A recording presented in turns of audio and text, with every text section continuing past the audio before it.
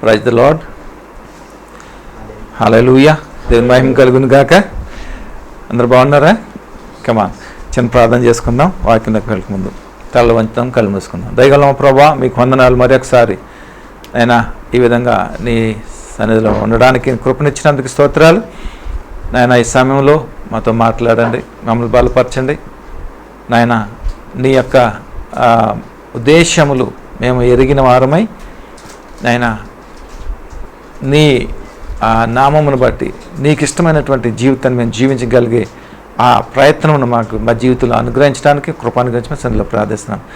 మీరు మాతో మాట్లాడండి, మమ్మల్ని బలపరచండి. నన్ను సమయాన్ని నాయన చేతికి అప్పగించుకుంటూ యేసే నామములో ప్రార్థన స్తుతించాడు వేడుకుంటున్నాం తండ్రి. ఆమేన్. హల్లెలూయా. బంధించబడ్డావా లేకపోతే చిక్కుబడ్డావా? ఓకే, నువ్వు ఏ స్థితిలో, ఏ పరిస్థితిలో, ఏ విషయములలో నువ్వు బంధించబడ్డావు, బందీగా ఉండిపోయావు. అది ఏ కారణమైనా సరే, ఏ పరిస్థితి అయినా సరే.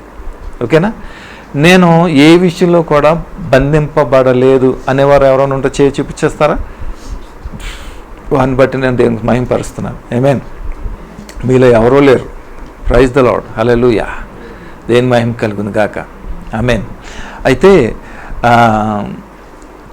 ఎప్పుడైతే ఈ బంధించబడటానికి కారణం ఏంటి అనేది ఒకటి ఏదో ఒక కారణం లేకుండా ఉండదు మన జీవితంలో. అర్థం చేసుకుంటే ప్రయత్నం చేయండి. ఓకేనా? చూడండి, ఒక తండ్రికి 2 కుమారులు ఉన్నారు. తండ్రి గొప్ప ఐశ్వర్యవంతుడు. తండ్రి ఎప్పుడు కూడా వారిని చాలా భయభక్తులతో పెంచేవాడు. పెంచినప్పుడు ఇద్దరు కూడా కరెక్ట్గానే ఉంటారు కదా. మరి ఒకతను ఏం చేసేవాడంటే, ఒక కుమారుడు తండ్రి యొక్క ఆధీనములో, తండ్రి యొక్క సంరక్షణలో, తండ్రికి ఇష్టంలో, తండ్రి ఏం చేస్తే అది చేయటంలో అది నిమగ్నమై తండ్రి యొక్క చిత్తానుసారంగా, తండ్రి యొక్క మరి విధేయతలో ఆయన కొనసాగుతూ ఉన్నాడు, వెళ్ళిపోతున్నాడు. ఆయన ఇంకో వ్యక్తి కూడా ఆ తనయుడితోనే ఉన్నాడు, తండ్రితోనే ఉన్నాడు, తండ్రి ఇంట్లోనే ఉన్నాడు. కానీ అతని ఆలోచనలన్నీ ఎక్కడున్నాయంటే లోకంలో ఉన్నాయి. తన మనస్సు లోకంలో ఉంది.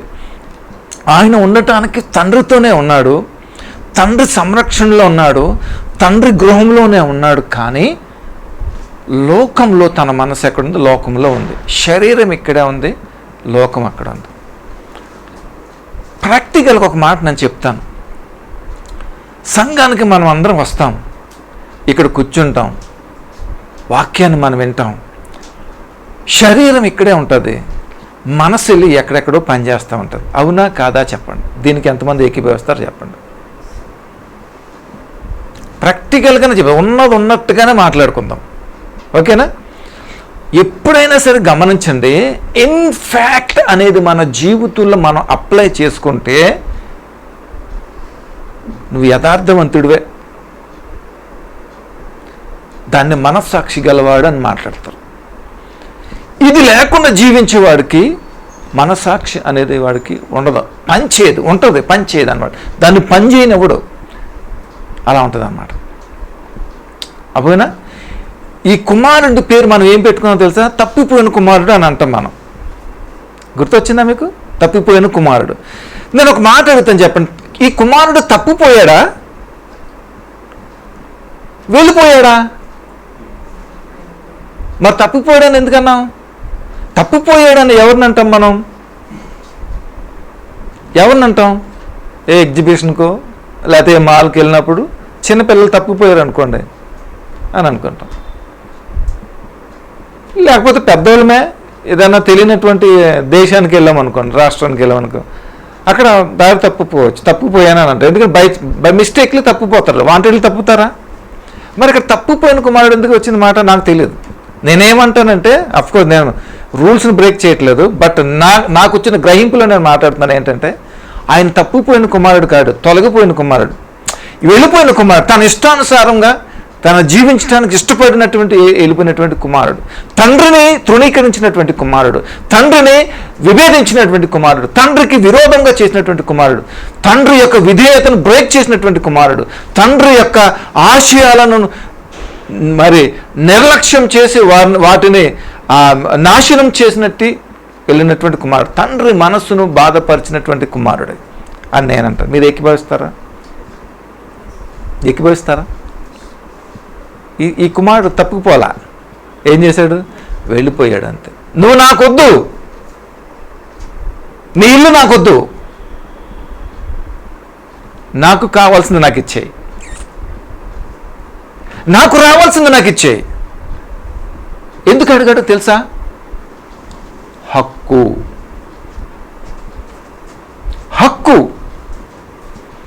తండ్రి ఇవ్వాల్సిందే, ఎందుకంటే యాజ్ పర్ అడిగి హక్కు ఉంది. వద్దు నాయన బాగోదు అంటే నీకేం తెలుసు, నాకు తెలిసి చేయాలి. బయటికి వెళ్ళిపోయాడు. మనలో చాలామంది ఇక్కడే ఉంటాం కానీ బయట ఆలోచిస్తూ ఉంటాం అనమాట. అందుకనే ఒక పాట ఉంటుంది, పందిలా పొర్లినా నన్ను, కుక్కలా తిరిగినా నన్ను కదా. ఇతని పరిస్థితి ఎలాగైపోయింది?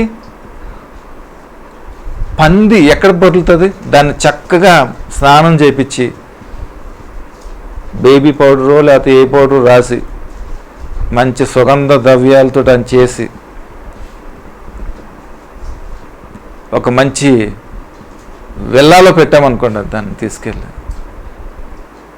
సర్లే దానికి అలవాటు కదా, ఒక మంచి స్విమ్మింగ్ పూల్ కట్టించామనుకోండి బ్రదర్, అంటే ఏం చేస్తుంది? అది ఏం చేస్తుంది? అలాంటి మనస్తత్వాలు మన దగ్గర లేవా? అనాయా లేవా? నువ్వు ఇక్కడ ఉంటావో, వాక్యాన్ని వింటావో, కానీ వాక్యం నీలో వెళ్ళదు, ఆడికి ఇచ్చేస్తావు. ఆడి నీ మనసుని తీసుకెళ్ళి ఎక్కడో పెడతాడు, ఏ రెస్టారెంట్లో పెడతాడో లేకపోతే ఇంట్లో పెడతాడో, ఇంకొక నీకు ఏది ఇష్టమో అక్కడ పెడతాడు. అది నీకు ఎంత ఇష్టమో నీకు గుర్తు చేస్తాడు, తీసి అక్కడ పెడతాడు. అర్థమైందా నీకు? అలాగే వెళ్ళిపోయినాడు ఎవడు, తప్పుకోలేదు, వాంటెడ్లీ తండ్రిని విడిచిపెట్టినట్టు వెళ్ళిపోయినట్టున్నాడు. ఇప్పుడు తండ్రికి అవిధేయత కలిగిన వాడు ఏమవుతాడు? ఏమంటుంది బైబిల్ వాళ్ళని? తండ్రికి అవిధేయత చూపించి తండ్రిని విడిచిపెట్టి వెళ్ళిపోయిన వాడిని, తండ్రి ఇంటిని విడిచిపెట్టి వెళ్ళి వాడిని, తండ్రి యొక్క తండ్రిని అతిక్రమించి వెళ్ళిపోయినటువంటి వాడిని బైబిల్ ఏం చెప్తుంది మనకి తెలుసా? ఏం చెప్తుంది బైబిల్ అలాంటి వాళ్ళకి? ఇప్పుడు ఆజ్ఞ అతిక్రమము ఏమంటుంది బైబిల్? ఏం చెప్తుంది? ఓకేనా? అర్థమైందా?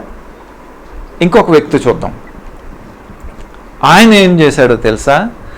దేవుడు ఇచ్చినటువంటి ఆ ఎబిలిటీని, దేవుడు ఇచ్చినటువంటి ఆ ఘనతను ఏం చేశాడు తెలుసా? చిక్కుడుకాయ కూరగా అమ్మేసుకున్నాడు. చిక్కుడుకాయ కూర అంటే నాకు చాలా ఇష్టం. చిక్కుడుకాయలు నేను మార్కెట్ నుంచి చాలా ఫ్రెష్గా ఏరు తెచ్చుకుంటాను, గింజలు ఎక్కువ తెచ్చుకుంటాను. చక్కగా దాన్ని ప్రాసెస్ చేసి ఆలు కట్ చేసి, ఆలు చిక్కుడుకాయ చక్కగా ఆయిల్ వేసి కాస్త నెయ్యి కూడా వేసి బాగా చక్కగా ఫ్రై చేసుకుంటాను అనమాట. ఫ్రై చేసుకుని విత్ బాయిల్డ్ ఎగ్ తింటే అదిరిపోతుంది.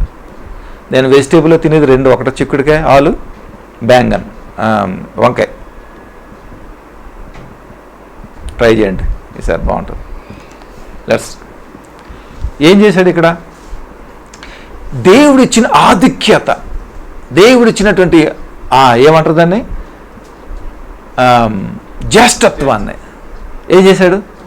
అమ్మేసుకుంటున్నాడు. మరి అలాంటి వాడి గురించి బైబిల్ ఏం చెప్తుంది? ఏం చెప్తుంది? ఎవరు మోసగాడు? అమ్మినోడు మోసగాడా? నాకు ఇస్తావా అన్నవాడు మోసగాడా? ఇలాంటి brother and brothers, sister and sisters, brother and sisters ఉన్నారా? నా ఫ్రెండ్, చాలా డీపెస్ట్ ఫ్రెండ్, ఆడు చెప్పాడు నాకు. ఆడికిద్దరు, ఒక చెల్లి ఒక అక్క, వాడు తమ్ముడు, నలుగురు.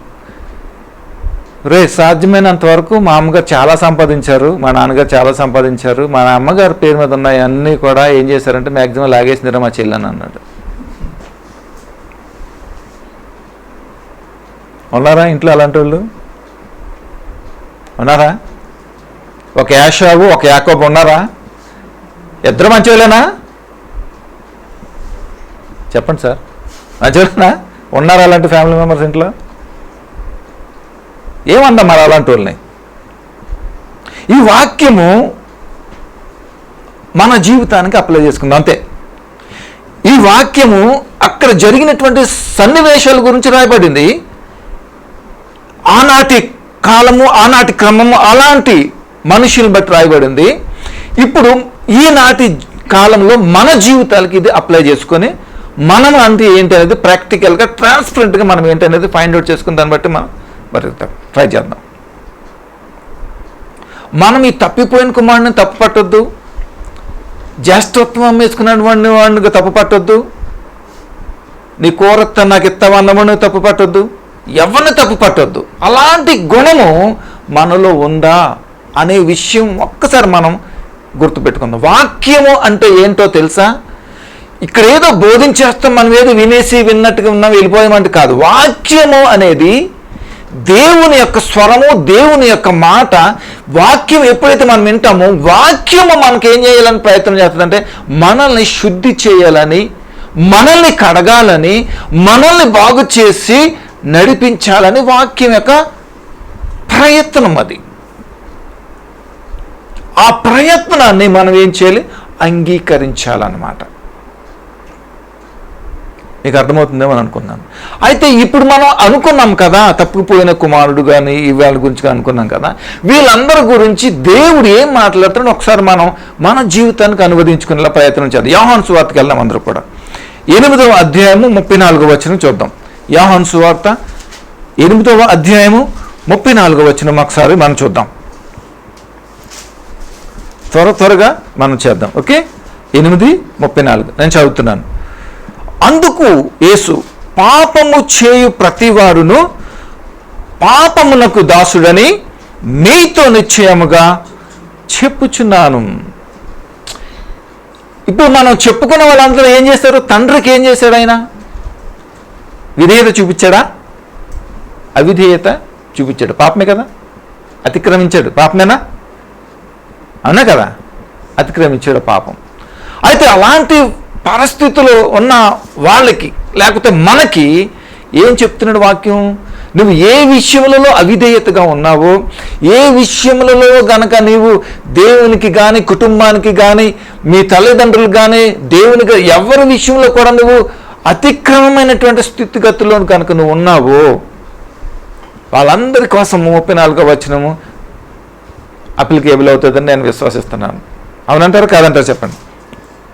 ఏమంటున్నాడు? ఎవరంటున్నారు? అందుకు యేసు అని అంటున్నాడు. ఏమంటున్నాడు ఇక్కడ? అంతకుముందు మనం ఒకసారి చూసినట్లయితే ఇది శాస్త్రులకు పరిసయ్యులకు సంబంధించినటువంటి మనస్తత్వాల గురించి దేవుడు మాట్లాడుతున్నాడు. ఈ మాట అర్థమైందా మీకు? అక్కడ ఉన్నటువంటి శాస్త్రులు పరిసయ్యుల గురించి, వారి యొక్క మనస్థితి గురించి, మానసిక స్థితి గురించి దేవుడు మాట్లాడుతున్నాడు. మానసిక స్థితి కాదు, వారి యొక్క హృదయ స్పందన గురించి దేవుడు మాట్లాడుతూ ఉన్నాడు. ఈ మాట ఏమంటున్నాడు అంటే, అందుకు యేసు, పాపము చేయు ప్రతి వాడును పాపమునకు దాసుడని మీతో నిశ్చయముగా నేను చెప్తున్నాను అంటున్నాడు. వారు ఉండటానికి దేవుణ్ణి కలిగి ఉన్నారు, కానీ వాళ్ళ స్వభావం అంతా కూడా ఎలాంటిది ఉంది? తప్పిపోయిన కుమారుడు అని మనం అనుకుంటున్నాం చూసావా, అలాంటి స్వభావంగా ఉంది. వీళ్ళు మందిరాల్లో కానీ సంత వీధులలో కానీ ఆ పై రూపం వేసుకుని తిరుగుతున్నారు, కానీ లోపల అంతా ఎలా ఉందో తెలుసా? కపాలము అనే విధానంలో ఉందన్నమాట. అలాంటి పరిస్థితుల్లో ఉన్నదన్నమాట. ఇప్పుడు నీ పరిస్థితి, నా పరిస్థితి ఏంటి అనేది ఒకసారి మనం గమనించుకోవాలి. ఇక్కడ జాగ్రత్తగా విందాం ఒకసారి. మనం ఎగ్జామినేషన్కి వెళ్తున్నప్పుడు ఎలా వెళ్తాం మనం చెప్పండి? మనల్ని ఎంతమంది ప్రిపేర్ చేస్తారు చెప్పండి? ఎంతమంది అలర్ట్ చేస్తారు మనల్ని? చెప్పగలరా? పెన్ పెట్టుకున్నావా? పెన్సిల్ పెట్టుకున్నావా? హాల్ టికెట్ పెట్టుకున్నావా? ఎరేజర్ పెట్టుకున్నావా? ఎగ్జామ్ ప్యాడ్స్ పెట్టుకున్నావా? స్లిప్లు పెట్టుకున్నావా? నవ్వుతున్నారంటే మీకు ఎక్స్పీరియన్స్ ఉందన్నమాట. ఉందా? ఉంటుంది. ఆడు పెట్టుంటాడు ఖచ్చితంగా, నాకు డౌటే అది. ఓకేనా? రే స్లిప్లు కింద పెట్టుకున్నావు, జాగ్రత్త, డిబార్ అయిపోతావు. ఓకేనా? చేస్తారా? ఒక ఎగ్జామ్కి అంత ప్రయారిటీ నువ్వు ఇస్తే నిత్య జీవానికి వెళ్ళడానికి ఈ ప్రిపరేషన్కి నీకు ఎంత ప్రయారిటీ, ఎంత ప్రిపరేషన్ ఉండాలి నీకు చెప్పండి ఒకసారి. గమనిస్తున్నారన్న మాట మీరు? ఎంత ఆ జాగ్రత్త మనకు ఉండాలి. మన ఎందుకు ఆ నిర్లక్ష్యం ఉందా లేదా చెప్పండి. దేవుని యొక్క సన్నిధికి, దేవుని యొక్క రాజ్యానికి వెలుటలో, రక్షణ మార్గంలో మనం కొనసాగటానికి కావాల్సిన నిర్లక్ష్యం మనకు ఎక్కువ ఉందా లేదా చెప్పండి. మరి అలాంటి నిర్లక్ష్య స్వభావం కలిగిన వారికి, అంటే దేవుని యొక్క గృహములో మనం జీవిస్తూ, దేవుని సన్నిధిలో మనం జీవిస్తూ, బయట యొక్క ఆలోచనలు మనం ఆలోచిస్తున్నాం అంటే మనం ఎలాంటి వాడము? తప్పిపోయిన వాళ్ళు అంటడం కాదా? మరి ఈ 34వ వచనం మనకి అప్లికేబుల్ అవ్వదా? శాస్త్రుల్లాగా, పరిసయ్యుల్లాగా మనం బిహేవ్ చేయట్లేదా? వాళ్ళకంటే ఎక్కువ మనం నిజంగానే కాదు చెప్పండి, వాళ్ళకంటే ఎక్కువ చేసాం మనం. ఇక్కడ ఎంతమంది ఉన్నాం చెప్పండి? శాస్త్రులు, పరిసయ్యులు. శాస్త్రులు, పరిసయ్యులు అంటే ఎంతమంది ఉన్నాం చెప్పండి? ఇక్కడ ఉన్నామా? ఇక్కడ ఈ మాట వాడుతున్నాడు యేసు. ఆ మాట చెప్పేది ఏంటంటే, పాపము చేయు ప్రతివాడును పాపమునకు దేనికి దాసుడు? పాపం నాకు ఏమంటున్నాడు? దాసుడు అయిపోయాడు. పాపం నాకు దాసుడు అయిపోయాడు. సింపుల్గా ఒక మాట చెప్తున్నా చూడండి. దాసుడు అంటే ఇప్పుడు చూడండి, మీరు ప్రార్థన చేస్తారా? మీరు ప్రార్థన చేసినప్పుడు మీ కాన్సన్ట్రేషన్, మీ థాట్ అనేది ఏంటి? దేవుడు ఒక మాట అన్నాడు, నీ ప్రార్థనలన్నీ సఫలమవును గాక అని అన్నాడు దేవుడు. అన్నాడా? నీ ప్రార్థనకు నేను జవాబిస్తాను అన్నాడు దేవుడు. ఓకేనా? నీ ప్రార్థనలకు నేను అన్నీ కూడా సమకూరుతాను అన్నాడు. దానికి అర్థం ఏంటి చెప్పండి? మీరు అందరూ ప్రార్థన చేస్తారు కదా, ప్రార్థన చేసినప్పుడు మీరు దేని మీద మీ ఏకాగ్రత ఉంటో చెప్పండి. నాకు హైక్ రావాలి ప్రభువా, నాకు ప్రమోషన్ రావాలి ప్రభువా. తప్పు కాదు, నేనేం తప్పు మాట్లాడట్లేదు. నాకు ఇంకా ఉద్యోగం రావాలి, ఇంకా మంచి ప్యాకేజ్ రావాలి ప్రభువా, ఇంకా మంచి పెద్ద కంపెనీలో రావాలి ప్రభువా. యేసు నామములో ప్రార్థించి అడిగి వేడుకొస్తున్నాం తండ్రి, ఆమె దానికోసం ఎదురు చెప్తూ ఉంటాం. అంతేనా? దేవుడు నీ ప్రార్థన సఫలపరిచేది దేనికో తెలుసా? నువ్వు దేనికోసం అయితే ప్రార్థన చేస్తున్నావో, నీ థాట్స్ ఏంటో, నీ ఆలోచనలు ఏంటో, దాన్ని బట్టి నీ జీవితంలో ఫుల్ఫిల్ చేస్తాడు దేవుడు. ప్రభువా నీ రాజ్యం స్థిరపడాలి, నీ పరిచర్య ఇంకాను ప్రభా ఇక్కడ ప్రభాలే, నీ పరిచర్య ఇంకా, నీ ఉద్యమం లేవాలి ప్రభా. ఈ రకమైనటువంటి ప్రార్థనలు మనం చేయాలన్నమాట. ఈ థాట్స్ మనకు ఉంటాయి చూసావా, ఈ థాట్స్ మీద ఆయన సన్నిధి అనేది దిగి వస్తుంది అనమాట. ఎప్పుడైతే దిగి వస్తుందో ఆయన చిత్తము నిమిత్తము, ఆయన యొక్క ఆలోచన నిమిత్తం ఎప్పుడైతే ఆలోచన కలిగి ప్రార్థిస్తావో దాని మీద నీ సన్నిధి దిగి వచ్చి అది ఖచ్చితంగా ఇంప్లిమెంట్ చేస్తుంది అనమాట. నీ ప్రతి అవసరం ఆయనకి తెలుసు, అక్కర్లనే తెలుసు. నువ్వు అడగక ముందే అవన్నీ కూడా నీకోసం సిద్ధపరచాడు అనమాట. ఇష్టం ఏంట? మీరు ఎప్పుడు ప్రార్థన చేసినా అడుక్కుని ప్రార్థన చేయకండి దయచేసి, మానేయండి. అడుక్కొక్కర్లేదు. ఆయన మనం భిక్షగాళ్ళం కాదు, ఆయన ధర్మాత్ముడు కాదు. ఆయన నీతిని, రాజ్యాన్ని బట్టి మీరు ప్రార్థన చేయాలి. మొదటి కుమారుడు ఏం చేస్తున్నాడో తెలుసా? తన తండ్రి యొక్క ఆధీనంలోనే ఉన్నాడు, తండ్రిని ప్రేమించేవాడుగానే ఉన్నాడు. ఒకసారి అన్నాడు, ప్రభా తండ్రి నువ్వు వాడు వెళ్ళిపోయాడు, ఆడికి ఎంత పండగ చేస్తున్నావు, మరి నాకు రే నేను నీ తండ్రిని రా, నాకున్నాయని నీకు కాకపోతే ఇంకెవరికి చెప్పు. ఇది ఆలోచించలేకపోయాడు ఆయన. చూసారా ఎలా ఉందా? క్షేమంగా ఉన్నాడా లేదా? ఇప్పుడు నువ్వు తప్పిపోయి ఉన్నావా? బంధించబడి ఉన్నావా దేనికన్నా? ఏ లోకం గురించి? According to in the scripture తప్పిపోయి ఉన్నావా? దేనిలో నువ్వు బంధించబడ్డావు చూడు, చెప్పు.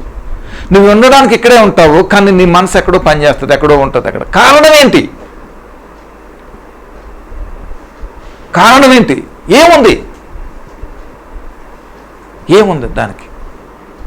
ఒకసారి నువ్వు ప్రశ్న ఉంచుకోవాల్సిన అవసరం ఉంది. నేను త్వరగా ముందుకెళ్తాను. ఒకసారి రోమిల్కి రాసిన పత్రిక వెళ్దాం రండి. ఒకసారి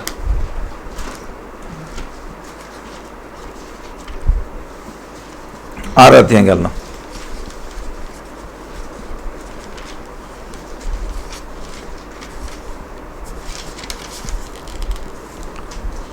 పదహారో వచనం. ఇక్కడ ఏమన్నాడు చూడండి. లోబడుటకు దేనికి మిమ్మును మీరు దాసులుగా అప్పగించుకుందురో. చూసారా ఇక్కడ? ఈ తప్పుపోయిన వాడు దేనికి దాసుడైపోయాడు? దేనికి బందీ అయిపోయాడు? దేంట్లో చిక్కుకున్నాడు? లోకము అనే విచ్చలవిడి దాంట్లో ఆయన అంటే లోకానికి వీడికి ఏదో పరిచయం ఉందన్నమాట అక్కడ. అందుకని ఏం చేసింది తెలుసా? లోకంతో కాంటాక్ట్ పెట్టుకున్నాడు. నువ్వు సన్నిధిలోనే ఉంటావు, దేవునితోనే ఉంటావు, కానీ నువ్వు లోకంతో కనెక్టింగ్లో ఉంటావు. నీ అవుట్పుట్ అంతా కూడా ఏం చేస్తుంది? నీ నుంచి అవుట్పుట్ అక్కడ బయటకు వెళ్తూ ఉంటుంది అనమాట.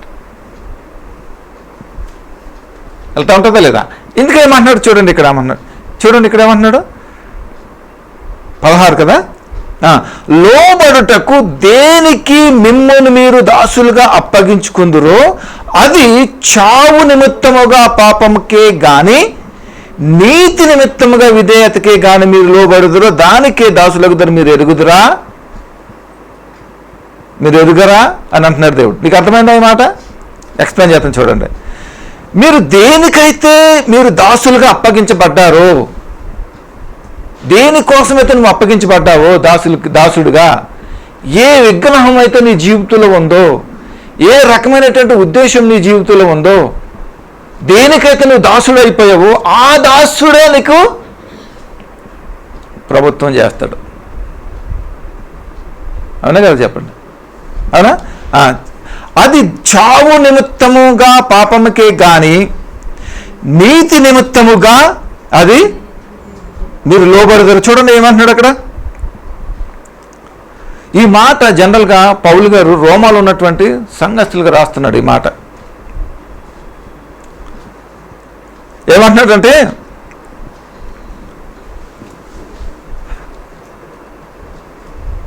నువ్వు ఎవరికి అప్పగించబడతావో అతని అధికారంలో కనుక నువ్వు ఉంటావు అన్నమాట. అవునా? ఈ తప్పుకుపోయినటువంటి వెళ్ళిపోయినటువంటి కుమారుడు ఎవరి ఆధీనంలో ఉన్నాడు? ముందు తండ్రి ఆధీనంలోనే ఉన్నాడా? సింపుల్గా మీకు అర్థమవ్వాలంటే ఇప్పుడు ఎక్కడికి వెళ్ళిపోయాడు? దేవుని రాజ్యాన్ని విడిచి, దేవుని సన్నిధిని విడిచి ఎక్కడికి వెళ్ళిపోయాడు? లోకంలోకి వెళ్ళిపోయాడు. లోకం అనగా మనకి ఏం సాదృశ్యం అనిపిస్తుంది? పాపం అనే సాదృశ్యం అనిపిస్తుంది. ఈ పాపంలోకి వెళ్ళిపోయాడు. ఇప్పుడు అతను ఎవరు ఇన్ఫ్లుయెన్స్ చేస్తున్నారు? ఎవరు ప్రభుత్వం చేస్తున్నారు? ఎవరు నడిపిస్తున్నారు ఆయన్ని? పాపానికి ఏమయ్యాడైనా? దాసుడైపోయాడు. పాపానికైనా దాసుడైపోయాడు అంతే. ఇప్పుడు ఆయన ఎవరు ప్రభుత్వం చేస్తున్నారు ఆయన్ని? పాపానికి కనుక నీవు దాసుడు అయితే, ఆ పాపము నిన్ను ప్రభుత్వం చేస్తే, పాపము వలన వచ్చి జీతము నీకేంటది? మరణమే నీకిక. అర్థమైందా మీకు? చూడండి 16లో, లోబడుటకు దేనికి మిమ్మును మీరు దాసులుగా అప్పగించుకుందురో. జాగ్రత్తగా ఒకసారి గమనించండి. మీరు దేనికి లోబడటానికి మిమ్మల్ని మీరు అప్పగించుకున్నారు, మిమ్మల్ని మీరు అమ్మివేసుకున్నారు? పాపానిక? ఒకవేళ పాపానికి కనుక మీరు లోబడిపోయి అమ్మివేసుకుంటే, పాపం వలన వచ్చి జీతం ఏంటైంది మనకి? మరణము. నువ్వు మరణించక తప్పదు. పాపము నిన్ను ఏం చేస్తుంది? మరణానికి అప్పటిక మరణం నిన్ను ఏలుబడి చేస్తుంది.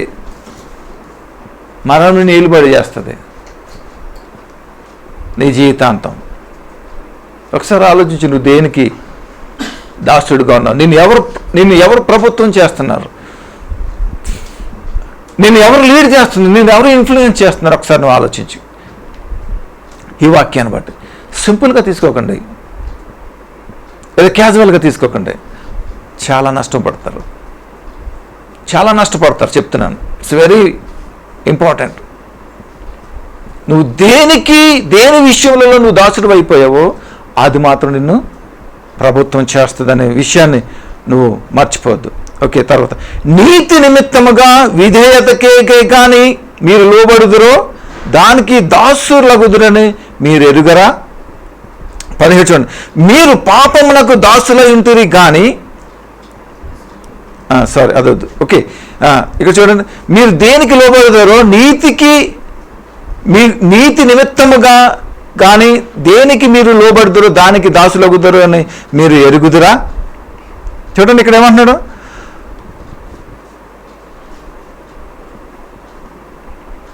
మీరు నీతికి గనక దాసులైతే గనక, మీరు నీతికి గనక దాసులుగా మీరు అయితే గనక మీరు దేనికి పాత్రలు అవుతారు? నిత్య జీవానికి, నిత్య రాజ్యానికి మీరు దాసులు అవుతారు. 2 విషయాలు క్లియర్గా దేవుడు మనకి చెప్తున్నాడు. నీవు ఏ విషయంలో అయితే, దేని విషయంలో దేనిని బట్టి నువ్వైతే దాసుడు అవుతావో ఆ దాసత్వంలోనే నిన్నేం చేస్తాడు? ప్రభుత్వం చేస్తుంది. నేను ఇప్పుడు నువ్వు పాపానికి దాసుడు అయ్యావనుకో, పాపం వలన వచ్చి జీతం ఇస్తుంది. ప్రతి దానికి ఒక జీతం అనేది ఉంటుంది, ఇస్తుంది. అవునా కాదు చెప్పండి. ఈ పాపములకి నువ్వు ఆధీనంలో ఉంటే, పాపము నేను ఆధీనం తీసుకొని పాపం నిన్ను రూల్ చేసినప్పుడు ఆ పాపం నీకు జీతం ఇస్తుంది. దానికి జీతం ఏంటో తెలుసా? మరణము. చెప్పండి, మరణము అని చెప్పండి. పాపానికి జీతం మరణం అని చెప్పండి. అయితే సహోదరుడా, సహోదరుడు, నువ్వు ఏ స్థితిలో ఉన్నావు, దేనికి దాసుడుగా ఉన్నావు, ఇప్పుడు ఒకసారి నువ్వు ఆలోచించాలి. ప్రభు కృపను బట్టి కనుక నువ్వు నీతికి కనుక దాసుడుగా ఉన్నావు అనుకో, నీతి ద్వారా ఎవరి ద్వారా నువ్వు ఇన్ఫ్లుయెన్స్ చేయబడతావు, ఎవరి ద్వారా నువ్వు ప్రభుత్వం చేయబడతావు? నీతిమంతుని ద్వారా ప్రభుత్వం చేయగలుగుతావు. ఈ నీతిమంతుని ద్వారా నువ్వు ప్రభుత్వం చేయబడినప్పుడు దానివల్ల వచ్చిన జీతం ఏంటో తెలుసా? నిత్య రాజ్యానికి నువ్వు వెళ్తావు. That's all.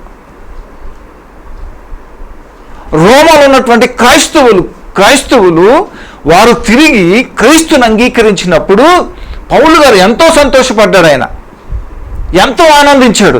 వీరు ఏం చేశారు? నీతికి దాసులుగా అయ్యి నిత్య రాజ్యాన్ని, నిత్య జీవానికి వీరు దాసులుగా అయ్యారు. అంటే దేవుని యొక్క ఆధీనంలో, దేవుని యొక్క ప్రభుత్వంలో వీరు జీవించడానికి అర్హులుగా అయ్యారనమాట. దానికి స్తోత్రం కలుగును గాక. ఇప్పుడు మన పరిస్థితి ఏంటి చూడండి. సరే, పౌలు గారు రోమాలో ఉన్నటువంటి సంఘానికి రాశాడు, అక్కడ ప్రజలకు, క్రైస్తులకు రాశాడు, ఓకే. బట్ మన పరిస్థితి ఏంటి? మన కథ ఏంటి? మన స్థితి ఏంటి? మనం దేనికి దాసులుగా ఉన్నాం, దేనికి దాసుడుగా ఉన్నాం? ఎవరు నిన్ను ఇన్ఫ్లుయెన్స్ చేస్తున్నారు? ఎవరు నిన్ను నడిపిస్తున్నారు? ఎవరు నిన్ను ప్రభుత్వం చేస్తున్నారు? ఎవరు నిన్ను నడిపిస్తున్నారు? వారు ఇచ్చే జీతం ఏంటి? నువ్వు ఎక్కడికి వెళ్తావు?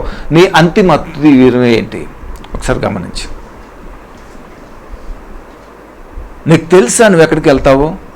అవగాహన ఉందా నువ్వు ఎక్కడికి వెళ్తావు? రేపు నీది కాదు, రేపేం జరుగుతుందో మనకు తెలీదు. ధనవంతుడు చెప్తాడు కదా, విస్తారమైనటువంటి పంట వచ్చేసింది దానికి. ఎవరిచ్చి? దేవుడు ఆస్వాదించాడా? చెప్పాలి. ధనవంతుడిని దేవుడు ఆస్వాదించాడా? అప్పటికే చాలా ఉంది కొట్లలో, ఇంకా వచ్చేసింది పంట. మరి దేవుడు ఆశీర్వదించకపోతే ఎవడు ఆశీర్వదించాడు? చెప్పండి, నోరు చెప్పండి. దేవుడు ఆశీర్వదించాడా, లోకం ఆశీర్వదించాడు? నా పోనీ చెప్పండి అయ్యా. ధనవంతుణ్ణి దేవుడు ఆశీర్వదించాడా, లోకం ఆశీర్వదించిందో చెప్పండి.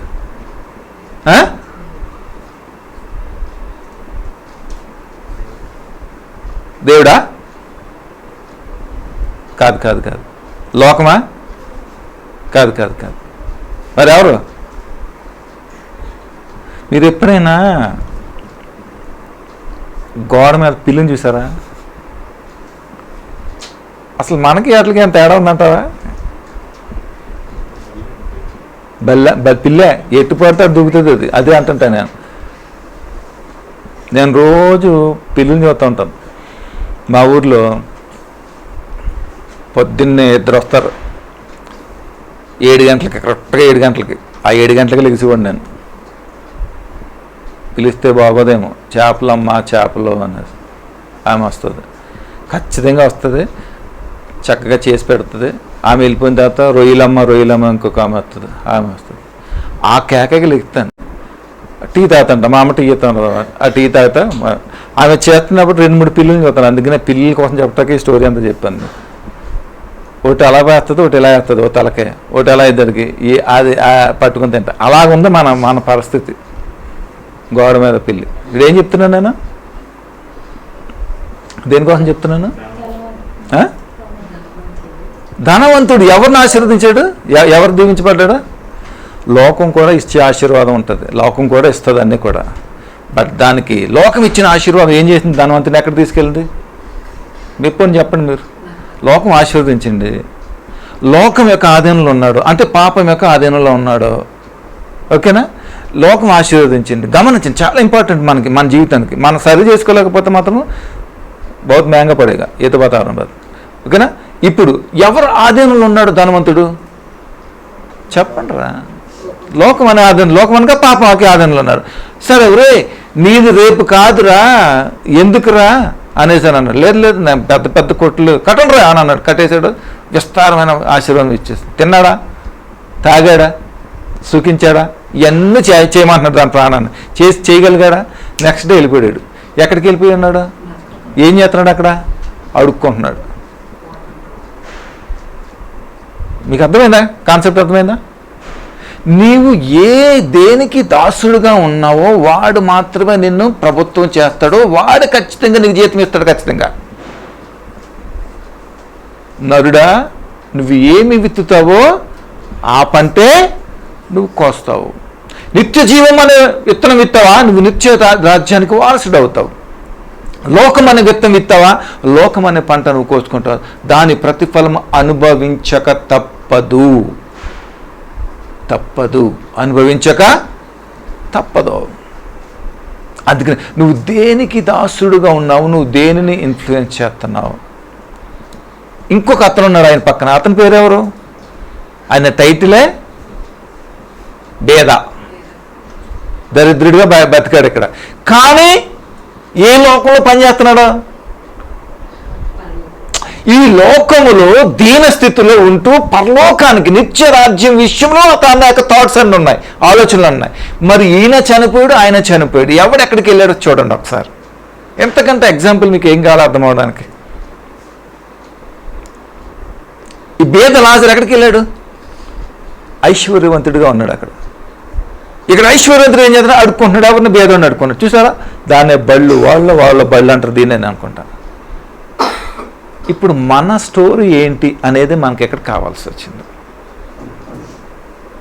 మన స్టోరీ ఏంటి అనేది మనకు కావాల్సి వచ్చింది. మీకు అర్థమవుతుందా? రేపటి దినము మనది కాదు, గుర్తుపెట్టుకోండి. రేపటి దినము మనది కాదు. ఇదే అనుకూల సమయము, ఇదే రక్షణ భాగ్యం. ఇది కనుక నిర్లక్ష్యం కనుక చేస్తే టైమ్ అప్ అంటాడు, అంతే, కథం. అంతకుమించి ఇంకేం లేదు. నేను ఒకసారి చదువుతాను చూడు. లోబడుటకు దేనికి మిమ్మును మీరు దాసులుగా అప్పగించుదురో అది చావు నిమిత్తముగా పాపముకే గాని, ఇదొకటి. రెండోది, నీతి నిమిత్తముగా విధేయతకే గాని దేనికి మీరు లోబడుతురో దానికే దాసులగుదరని దేవుడు ఇక్కడ మనకి అనుగ్రహిస్తున్నాడు. అర్థమైందా మీకు అందరికీ? అర్థమైందా? మీరు ఏ పరిస్థితుల్లో బంధించబడి ఉన్నారో, ఏ విషయంలో లాక్ అయ్యి ఉన్నారో మీకే అర్థం చేసుకోవాలి. ఇక్కడ ఎందుకు దేవుడు మనతో మాట్లాడుతున్నాడో తెలుసా? మిమ్మల్ని ఆ బంధించినటువంటి విషయంలోంచి బయటకు తీసుకొని రావడం కోసం అనేదే ఈ యొక్క ఉద్దేశం అన్నమాట. నాకు ఒక మంచి చాలా ఇష్టమైనటువంటిది ఒకటి ఉండేది. నాకు బ్యూటీనెస్ అంటే చాలా ఇష్టం. అంటే నేను బ్యూటీగా లేను, బ్యూటీగా ఉన్న వాళ్ళు అంటే నేను చాలా ఇష్టపడతాను అన్నమాట. నాకు మా వైఫ్ క్యారీ అయినప్పుడు మా అమ్మగారికి ఇష్టం జనరల్గా బ్యూటీ అంటే. మా వైఫ్తో చెప్పేది, శిలా ఏ మందులు ఇస్తారు కదా డాక్టర్, తెల్లగా పుట్టడానికి ఆ మందులు వేసుకొని పోరాను. ఏంటమ్మా నువ్వు మాట్లాడుతున్నావు అంటే, లేదురా డాక్టర్లు ఇస్తారు, వాళ్ళకి తెలుసు, తెల్లగా పుట్టేయాలి అని. అబ్బా విసికించేసిన అనమాట. అంటే అంత పిచ్చి. మొత్తం మీద తెల్లగా పుట్టాడు. అమ్మయ్య తెల్లగా పుట్టిందని. రెండోడు పుట్టినప్పుడు లేడు, ఆడు నాకులే నల్లగా పుట్టాడు. అయితలాడు. ఇది ఒక విగ్రహం అని చెప్తున్నాను నేను. ఇది ఒక విగ్రహం. అలాంటి విగ్రహాలు ఉన్నాయా మనలో? చూసుకోండి ఒకసారి. ఆ విగ్రహమే మనల్ని లీడ్ చేస్తుంది, రూల్ చేస్తుంది, మనకి జీతం ఇస్తుంది అది. అందుకని ఆ విగ్రహాలు తీసేయండి. అర్థమైందా? ఆ విగ్రహాలు తీసేయండి. దేవుని కొరకు బ్రతకటమా నేర్చుకోండి. దేవుడు ఈ లోకంలో నువ్వు జీవిస్తుండగానే నీకు కావలసినటువంటి సంతోషం, ఆనందం, సమాధానం దేవుడు ఇస్తాడు. లోకం ఇచ్చినట్లుగా కాదు, నేను ఇచ్చినట్లుగా ఇస్తాను అన్నాడు దేవుడు. ఆమేన్, హల్లెలూయా. ఒకసారి మత్తయి సువార్తకి వెళ్దాం రండి. ఇక్కడ ఏమన్నాడు చూద్దాం. ముగిస్తాను మాట్లాడి. 6వ అధ్యాయం, అన్నీ 6లో ఉన్నాయి. మత్తయి సువార్త 6వ అధ్యాయము 24 వచనం.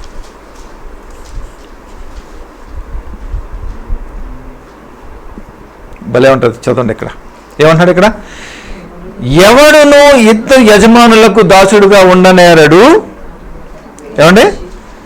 ఎవరును ఇద్దరకు దాసులుగా ఉండనేరడు. అతడు ఒకరిని ద్వేషించి ఒకరిని ప్రేమించును, లేదా ఒకరిని పక్షంగా ఉండి ఒకరిని తృణీకరించును. మీరు దేవునికి సిరికిని దాసులుగా ఉండనేరరు. చూసారా? సిరి అంటే ఏంటి? నా బంగారు సిరి ఏంటారా? సిరి చెప్పండి. సిరి అంటే ఏంటి? సంపద, ఆస్తులు, పాస్తులు, బంగారము, డబ్బు, ప్రాపర్టీస్, ఇవన్నీ అన్నమాట సిరి సంపదలు. ఆశీర్వదించారు కదా మరి పెద్ద సిరి సంపదలతో ఎల్లకాలం జీవించిన గాక. నువ్వు నరకానికి పోయినా పర్లేదు, అవి మాత్రం నీకు కావాలి. అవునా? ఇది ఒక విగ్రహము. నువ్వు దాని గురించి కనుక నువ్వు ఉన్నావా, అది నిన్ను ఇన్ఫ్లుయెన్స్ చేస్తుంది. ఈ ధనవంతుని ఎవరు ఇన్ఫ్లుయెన్స్ చేశారు? ఈ సిరియే ఇన్ఫ్లుయెన్స్ చేశారు. ఇన్ని ఉన్నప్పుడు దేవుడు ఎందుకు కావాలి సార్ చెప్పండి? సిరి సంపదలన్నీ నీకు ఉన్నాయనుకోరా, ఇక్కడికి వచ్చే ఏడవలసిన బాగానే ఉంది. మనకి ఏమి లేక కదా ఇక్కడికి వచ్చి ఏడ్చింది కదా. మనకి ఏమి లేకే కాదా దేవుడి సన్నిధికి వచ్చేది. అన్నీ ఉంటుంది దేవుడి సన్నిధి, మనకెందుకు? హలో ప్రభా, గుడ్ మార్నింగ్ గుర్తొచ్చినప్పుడు దాట్స్ ఎనఫ్. డీల్లో ఉన్నాను, ఫ్రెండ్స్ వస్తున్నారు. ఓకే చెప్పండి. మీకు 4 బంగ్లాలు ఉండి, 4 అపార్ట్మెంట్స్ ఉండి, మీకు ఒక మంచి విల్లా ఉండి, 4 కార్లు, 2 మెర్సిడీస్ బెంజ్లు ఉండి, 2 BMWs ఉండి, ఇంకోటి ఏదైనా ఉన్నాయనుకో, మీరు పాస్టర్ ఎదురైతే మీరు లెక్క ఎత్తరండి. పాస్టర్ వచ్చావా, చూడు పాస్టర్ అయితే రాని వచ్చి పంపించి మీరు వెళ్ళండి పాస్టర్ గారు, నేను పని ఉంది నేను వెళ్ళిపోతున్నాను, మీరు వెళ్ళండి పాస్టర్ గారు, మీరు వెళ్ళండి, కూర్చోండి, మీరు మా వాళ్ళు నా చూస్తారు, వెళ్ళండి. అంత దౌర్భాగ్యుడా పాస్టర్ అంటేనే? అయిపోతాడు అంత అలాగే దౌర్భాగ్యుడు అవుతాడు. అడిగి వెళ్తాడు, కాఫీ తాగుతారా పాస్టర్ గారు, కూర్చోండి. మళ్ళీ అయ్యగారు వెళ్తా ఫోన్ చేస్తాడు, మళ్ళీ ఎరా పాస్టర్ గారికి ఇచ్చావా కవరు? ఇచ్చానండి. వెళ్ళిపోయాడా? వెళ్ళిపోయాడు. సరే ఓకే. ఎందుకు అన్నీ ఉంటే అవి లేకే కదా మన ఇక్కడికి వచ్చింది. ఎందుకు వచ్చాం? ప్రభా నాకు ఒక బంగ్లా ఇయ్యి, నాకు ఒక కారు ఇయ్యి, నాకు ఉద్యోగం ఇయ్యి, నాకు సంపద ఇయ్యి, అందుకనే కదా మన ఇక్కడికి వచ్చింది. ఆమె చెప్పండి. సిగ్గుపడుతున్నారా చెప్పరు? దేవుని సన్నిధికి మనం ఎందుకు వస్తున్నాము?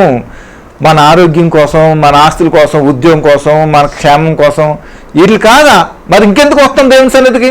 పోనీ మీరు చెప్పండి, దేనికి వస్తున్నాం? దేనికి వస్తున్నాం దేవుని సన్నిధికి? చెప్పరు, తెలిసినా చెప్పరు. చెప్పాలి, దేవుని సన్నిధికి ఎందుకు వస్తున్నాం చెప్పండి. ఒక్కొక్కడు అనుకుంటాడు మనం పోతామేమో దేవుడి సన్నిధికి వెళ్ళకపోతే, సంపుతాడేమో ఎందుకు వచ్చిందని వెళ్తాడు ఒక్కొక్కడు. ఎంత నీచమైనటువంటి బుద్ధి చూసారా మనది. పాస్టర్ ఏడు చచ్చిపోతాడు ఆడు వెళ్ళకపోతే, పాస్టర్ ఏడు చచ్చిపోతాడు మీరు వెళ్ళకపోతే. ఎంత అపోహో చూడండి, ఎంత దారుణమో చూడండి. అసలు పాస్టర్ ఎందుకు చచ్చిపోతాడు ఏడ్చి? పాస్టర్ ఎప్పుడు ఏడు చచ్చిపోవడం, ఏడుతాడు మీ మీ మీ మీ మీ భవిష్యత్తులో. మీకు తెలీదు పాస్టర్ గురించి మీకు తెలీదు. పాస్టర్కి దేవుడు ఎలాంటి భారం ఎత్తాడు తెలుసా? ఆడి గురించి ఆడు ప్రార్థన చేసుకోడు, సంఘాల గురించి ప్రార్థన చేస్తాడు, వాడి అభివృద్ధి కోసం ప్రార్థన చేస్తారు. వాడి యొక్క ప్రతి దినము పొద్దున్న లేసి ఆఫీస్కి వెళ్ళి మళ్ళీ ఆఫీస్ నుంచి ఇంటికి వచ్చి ఆ పనిలోనూ ఆ ట్రాన్స్పోర్టేషన్లోనూ ఆ ట్రావెలింగ్లో అన్ని విషయంలో కూడా ప్రార్థన చేస్తాడు. అంత నిస్వార్థంగా పనిచేస్తాడు పాస్టర్ మీ గురించి. కానీ మీకు పాస్టర్ గురించి తెలియదు. పాస్టర్ అంటే ఏంటో, అమ్మో పాస్టర్ వస్తున్నాడా, ఇప్పుడే వస్తున్నాడా, అవునండి ఇప్పుడే వస్తున్నాడండి పాస్టర్, ఇప్పుడే ఫోన్ చేశాడండి, అవునా సర్లే నాకు లేట్ అవుతుందని చెప్పలే తర్వాత వస్తానులే, అవునా?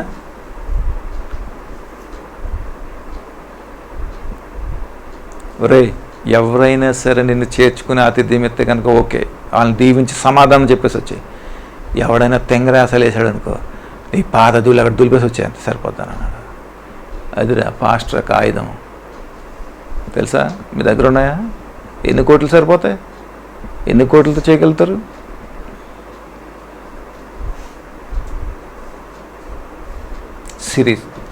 సిరిని నమ్మొద్దు.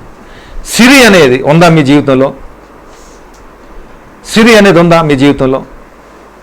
తీసేయండి. నీ సిరి ఎక్కడుండో తెలుసా? ఎక్కడ ఉండాలి? స్విట్జర్లాండ్లో ఉండాలి. ఎక్కడ ఉండాలి? అక్కడ దొంగ ఉండరు, అక్కడ దోచుకోరు. స్విట్జర్లాండ్లో, స్విస్ బ్యాంక్లో అక్కడ ఉండాలి మీ సిరి.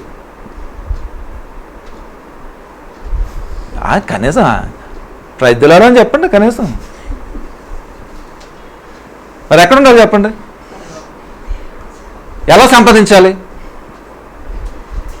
దేవుని నిమిత్తను పనిచేసినప్పుడు పాపము, నీవు పాపానికి దాసుడుగా ఉన్నప్పుడు ఆ పాపము నిన్ను ప్రభుత్వం చేసి నీకు ఆ పాపమునకు జీతము మరణము నీకు ఇచ్చి నిత్య నరకాగ్నిలో నిన్ను పడవేస్తుంది. దాని యొక్క జీతం అనేది. నువ్వు నీతికి కనుక దాసుడు అయ్యుండి ఉన్నప్పుడు దేవుడే నిన్ను ప్రభుత్వం చేసి నీవు దేవుని యొక్క కార్యములు ఇక్కడ జరిగించినప్పుడు దేవుడు నీతిని బట్టి నిత్య రాజ్యంలో నేను ప్రవేశించి ఇక్కడ ఏదైతే కార్యాలు చేసావో దానికి మించినటువంటి సంపద నిత్య రాజ్యంలో నీకు అక్కడ అనుగ్రహిస్తాడు. నమ్మితే ఆమె అని చెప్తాం. అమ్మయ్య, అది పరిస్థితి. ఆ ప్రశ్న, దేవుని ప్రశ్న అంటే మీరు దేనికి దాసులు అయ్యి ఉన్నారు? అంతే. ఈ రోజు పాఠం అంతకంటే ఇంకేం లేదు. చెప్పాలి. ఇద్దరు యజమానులు, మీకు ఇద్దరు బాసులు ఉన్నారు, ఇద్దరు మంచోళ్ళే. ఆ ఇద్దరికి నువ్వు ఒక్కడే పని చేస్తున్నావు అనుకో, ఎలా ఉంటుంది? ఎలా ఉంటుంది చెప్పండి? ఎలా ఉంటుంది చెప్పండి? చూడండి ఏమంటున్నాడు అక్కడ. 16 24. ఓకే. ఎవడనో ఇద్దరు యజమానులకు దాసుడుగా ఉండా నేరడు.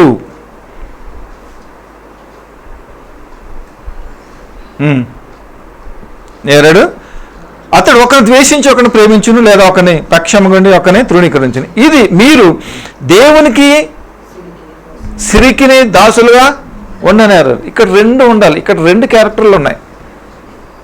99% మా దగ్గర ఉంటుంది ఆ క్యారెక్టర్. ఇటు దేవుడు కావాలి, ఈ కన్ను, ఇటేమో సిరి కావాలి. ఐ లవ్ యూ సిరి అంటావు, ఐ లవ్ యూ దేవుడా అంటావు. రెండు కళ్ళు. అందుకనే రెండు కళ్ళు ఒకలాగా పనిచేసేలాగా ఇట్టాడు దేవుడు.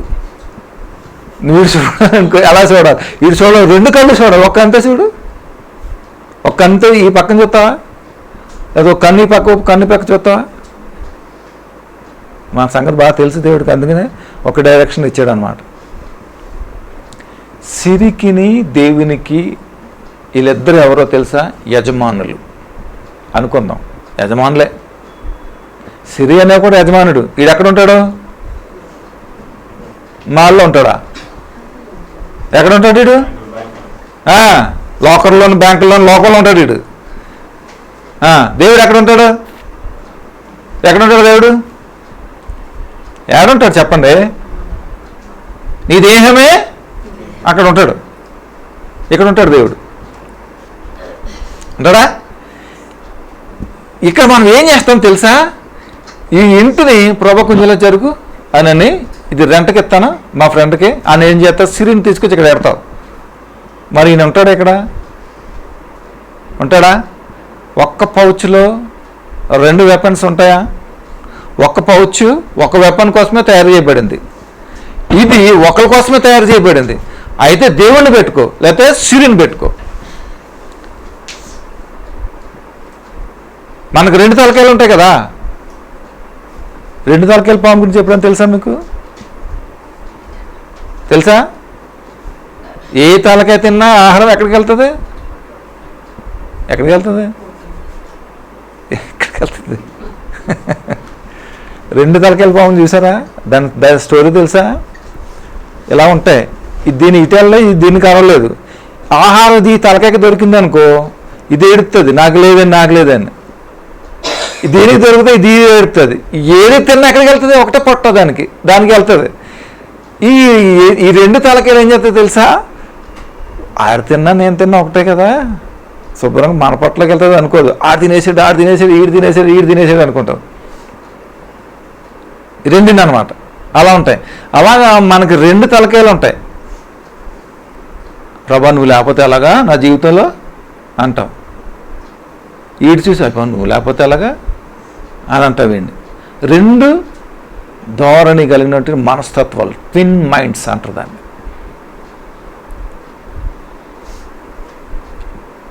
ఇలాంటి వాళ్ళు లేము అంటే అతిశయాస్పదం. అది సిరిని ప్రేమించేవాడు ఉన్నాడు, దేవుని ప్రేమించి ఇద్దరు ఉన్నారా లేదా చెప్పండి, క్లియర్గా చెప్పండి. ఉన్నారా లేదా? దేవుడు ఏమంటున్నాడంటే 2 యజమానులకి నువ్వు ఉండలేవురా. ఒకడు నిన్ను ద్వేషిస్తాడు. ఎవరు ద్వేషిస్తాడు? సిరి ఉందనుకో నిన్ను దేవుడు ద్వేషిస్తాడు. అవునా? నువ్వు లోకంలో ఉన్నావు అనుకో, పాపంలో ఉన్నావు అనుకో, దేవుడు నిన్ను ద్వేషిస్తాడు ఖచ్చితంగా. అంతేనా? వాక్యం ప్రకారం చూసుకుంటే ఇప్పుడు నువ్వు దేవుళ్ళు ఉన్నావు అనుకో, సిరి నేను ఏం చేస్తుంది? అడుక్కుంటుంటున్నావు ఎంట్రాన్స్ అంటది, కామెంట్ చేస్తుంటుంది. అడు చూడు ఎలా వెళ్తున్నాడు, అంత ఇల్లు ఉంది, నువ్వేం చేస్తున్నావురా? అద్దె కొంపలు ఉంటున్నావు అన్నాడు. ఈడేమంటే నా దేవుని కృప ఉంది నాకు చాలు, నువ్వు వద్దులేను అనుకో. ఎందుకంటే ఈడు సంపాదన ఏంటి ఈడు తెలుసు, ఆడి సంపాదన. అందుకని ఎవరికి దాసులుగా ఉంటావు నువ్వు? 2కి దాసులుగా ఉండటం అసంభవం. అయితే సిరిని అన్నలో పెళ్లి చేసుకో, లేకపోతే ఇటు అన్న వచ్చి చెప్పండి ఐ లవ్ యూ సిరి అని చెప్పండి.